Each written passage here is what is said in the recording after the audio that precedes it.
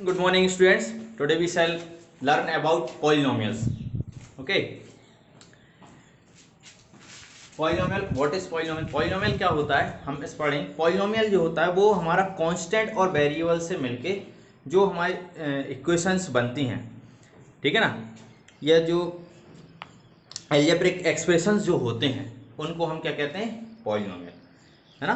तो सारे जो एल्जेब्रिक एक्सप्रेशन होते हैं वो सब हमारे पॉलिनोमियल कहलाते हैं.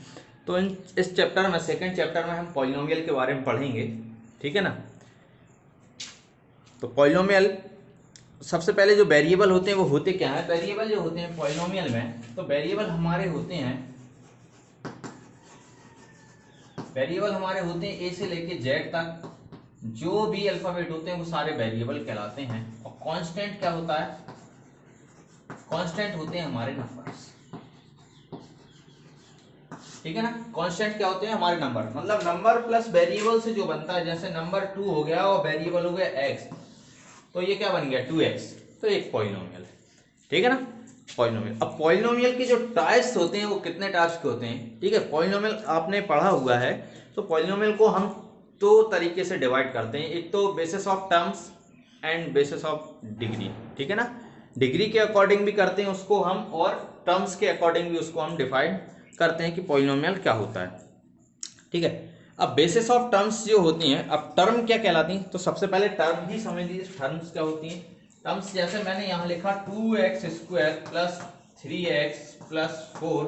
तो टर्म्स क्या कहलाती हैं, टर्म कहलाती हैं कि एक एल्जेब्रिक एक्सप्रेशन में कितनी टर्म्स हैं, मतलब कितने नंबर्स हैं. जैसे एक टर्म ये है हमारी, एक टर्म ये है, एक टर्म ये है. तो यहाँ कितनी टर्म हो गई, यहाँ हमारी हो गई 3 टर्म.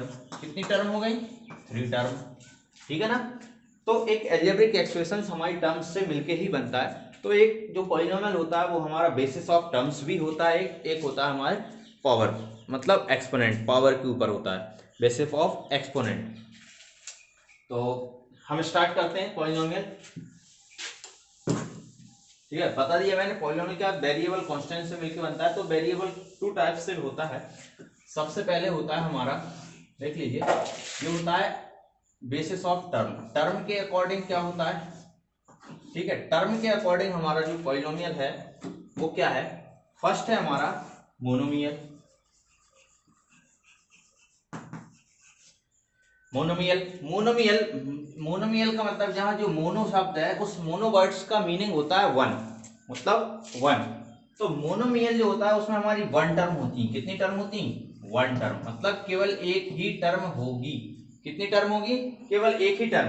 एग्जांपल देख लीजिए, जैसे 2x, 5 या x अकेला लिख लीजिए, z अकेला लिख लीजिए. इस तरीके से हमारा टर्म होगा. और भी लिख सकते हैं आप, y² लिख लीजिए. y² जरूर लगा, लेकिन टर्म क्या है, एक ही है. तो ये हमारे कहलाते हैं मोनोमियल पॉलिनोमियल. सेकंड होता है हमारा बायनोमियल.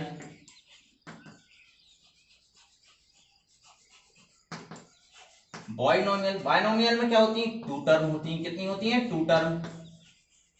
तो 2 टर्म जैसे 2x प्लस 3, तो एक टर्म 2x हो गई, सेकेंड टर्म हमारी 3 हो गई, ठीक है.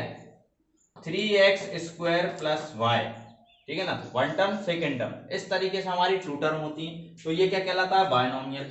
थर्ड है हमारा ट्राइनोमियल.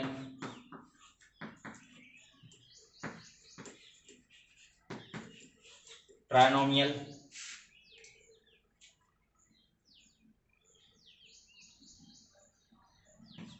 इसमें कितनी टर्म होंगी, 3 टर्म होंगी.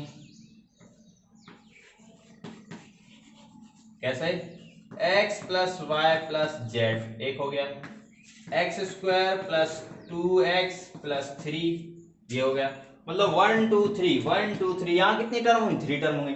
तो अकॉर्डिंग टू टर्म ये हमारे 3 टाइप्स के पॉलिनोमियल होंगे. मोनोमियल पॉलिनोमियल जिसमें 1 टर्म होती है, बायनोमियल जिसमें 2 टर्म होती है, ट्राइनोमियल जिसमें कितनी टर्म होती है, 3 टर्म होती हैं. अब देखिए बेस ऑफ एक्सपोनेंट, ठीक है. एक्सपोनेंट मतलब पावर के ऊपर, डिग्री के ऊपर कह सकते हैं. बेस ऑफ पावर, पावर के ऊपर अब हम देखते हैं. तो फर्स्ट होता है हमारा लीनियर पॉलिनोमियल. लीनियर पॉलिनोमियल क्या होता है, लीनियर पॉलिनोमियल जिसकी डिग्री 1 होती है. मतलब विच हैव पावर ओनली 1।